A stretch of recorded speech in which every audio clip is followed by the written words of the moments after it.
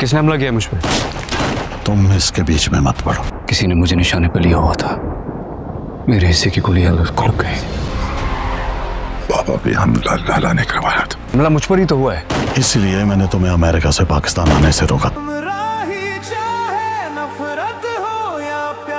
सेहान, किसी मुझे मेरी यादें लौटाने के लिए शुक्रिया।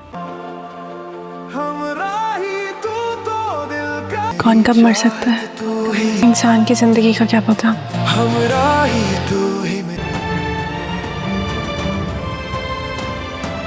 शाम की हल्की रोशनी में जब सियान एलिफ के घर दरवाजे पे पहुंचा तो इसके चेहरे पे एक हल्की सी मुस्कुराहट थी। दरवाजा खुलते ही इसने नरम लहजे में कहा, एलिफ अब तो सब ठीक है ना, तुम्हारी खोई हुई चीजें वापस आ गई हैं।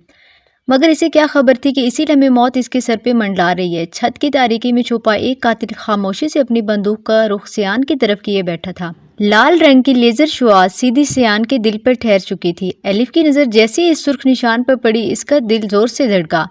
इसने फौरन ऊपर देखा और सब कुछ एक लम्हे में समझ गई। वक्त जैसे रुक सा गया था। बगैर कुछ सोचे, बगैर डरे वो सियान के सामने आ खड़ी हुई। अगले ही लम्हे फिजा में एक जोरदार धमाका गूंजा और गोली एलिफ के बाजू को चीरती हुई निकल गई। इसका जिस्म लड़खड़ाया और वो जमीन पर गिर गई। सुर्ख खून इसके कपड़ों में फैलने लगा। एलिफ! सियान की चीख जैसे फिजा को चीर गई।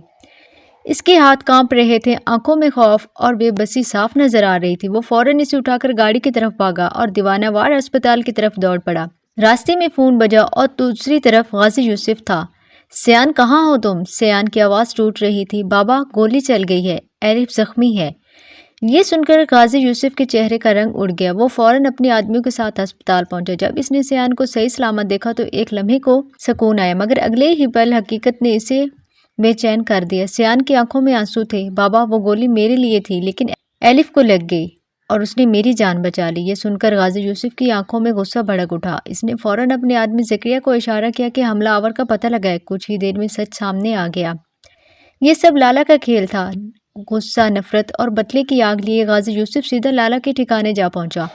तुमने हद पार कर दी, इसकी आवाज़ में जहर घुला हुआ था। लाला ने हंसते हुए जवाब दिया, अब एहसास हुआ जब दर्द अपने घर तक पहुंचता है तो तकलीफ होती है। बातों ही बातों में इसने पुराने जख्म भी छेड़ दिए और माहौल में मजीद संगीनी पैदा हो गई, मगर असल हकीकत अभी बाकी थी। गाजी यूसुफ वापस अस्पताल आया, मगर इसके इरादे बदल चुके थे। इसने ज़करिया को एक ऐसा हुक्म दिया जो सब कुछ बदल देने वाला था। आईसीयू के खामोश कमरे में जहां मशीनों की हल्की आवाज़ गूंज रही थी, एलिफ जिंदगी और मौत के दरमियान झूल रही थी। ज़करिया आहिस्ता से आगे बढ़ा और इसने ऑक्सीजन का बहाव रोक दिया। चंद ही लम्हों में एलिफ की सांसें बिखरने लगी। डॉक्टर्स दौड़ते हुए सियान को बुला गया। एलिफ ने बड़ी मुश्किल से आंखें खोली। इसकी नज़रें सियान को ढूंढ रही थी। सियान ने इसका हाथ थामा तो इसने कमज़ोर आवाज़ में कहा, मेरी एक आखिरी ख्वाहिश है, मेरी बहन, इसका ख्याल रखना। और वीडियो अच्छी लगी हो तो वीडियो को लाइक कर दें, चैनल को सब्सक्राइब कर दें और कमेंट में ज़रूर बताएं।